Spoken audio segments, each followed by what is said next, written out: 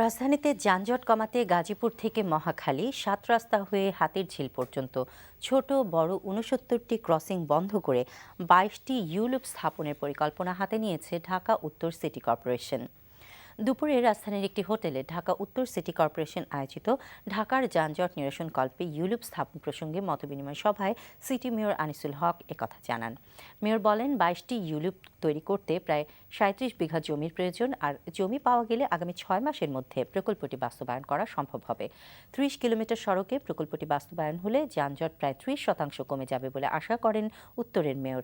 ঢাকা উত্তর সিটি কর্পোরেশনের এই উদ্যোগকে স্বাগত জানিয়ে সড়ক পরিবহন ও সেতুমন্ত্রী ওবায়দুল কাদের বলেন, রাজধানীতে যানজট নিরসনে যা যা করণীয় সবই করতে প্রস্তুত সরকার। তাই ইউলুপ বাস্তবায়নে সব ধরনের সহযোগিতার আশ্বাস দিয়েছেন ওবায়দুল কাদের। আমরা মনে করি এড গ্রিড আমরা এটা করছি, এখানে লস হওয়ার কিছু নেই। এটা সাংঘর্ষিক নয়। আমরা এই সমস্ত অথরিটি আমাদের সঙ্গে কাজ করেছেন, এটা সাংঘর্ষিক নয়। আর যদি কোনো অসুবিধা হয় আমরা ওটা বন্ধ করে দেব। আমার ২০-৫০ কোটি টাকা লাগতে পারে, কিন্তু যদি আমি 25% 20% হ্রাস করতে পারি এই সমস্যার, তাহলে একটা অসাধারণ অর্জন হবে এই সরকারের, আমি মনে করি।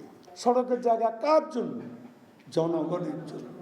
কাজেই জনস্বার্থে সড়কের জায়গা যদি অন্য কোনো কাজে ব্যবহার করতে হয় অবশ্যই করা হবে।